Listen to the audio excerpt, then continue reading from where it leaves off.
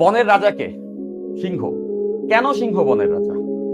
কেন লায়ন বনের রাজা বলো তো? সিংহ কি বনের সব থেকে শক্তিশালী প্রাণী? না, সিংহর থেকেও শক্তিশালী প্রাণী বনে আছে।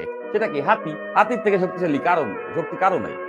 তারপরেও সিংহ কিন্তু বনের রাজা। কেন জানো? অ্যাটিটিউড। সিংহ যখন শিকার করে, কিভাবে শিকার করে জানো?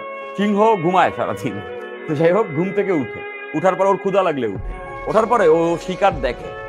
শিকার যখন দেখে, লেটসে একটা মানে হরিণের পাল দেখলো, ও কিন্তু হরিণের পালের সব থেকে দুর্বল হরিণকে কখনোই শিকার হিসাবে টার্গেট করে না। ও টার্গেট করে সব থেকে তাগড়া ইন দ্য সেন্স অফ সব থেকে স্ট্রং যে হরিণটা আছে সেটারও টার্গেট করে ওটার পেছনে ও দৌড় দেয়।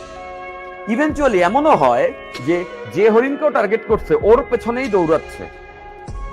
লেটসে ও দৌড়াইতে ওর পাশে আরো ধরার মতো হরিণ আছে, ওদেরকে হাতের কাছেই আসে, ও ধরবে না। ও যারে টার্গেট করছে তারাই, এবং তারে ধরে আনার পরে ও যেখানে থাকে ওখানে এসে হরিণটাকে রাখার পরে কিন্তু ও তখনই খাবে না, ও তারপরে ঘুমায় যাবে এবং ঘুম থেকে উঠে এরপরে খাবে।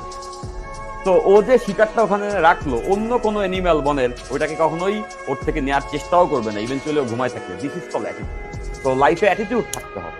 আজকের এই দিনে অনেক মেধাবী স্টুডেন্ট আমার এই ক্লাসটাতে আসো, এবং অনেক কনফিডেন্ট স্টুডেন্ট ওই ক্লাসটাতে আসো।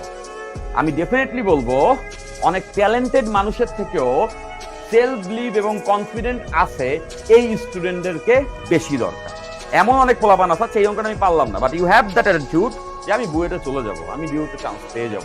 এই যে অ্যাটিটিউডটা, সেলফ বিলিভটা, আমি মনে করি a confident human is far better than a talented human. Self belief is so important, সবার জন্য এটা থাকে। ঠিক আছে, ফাইন।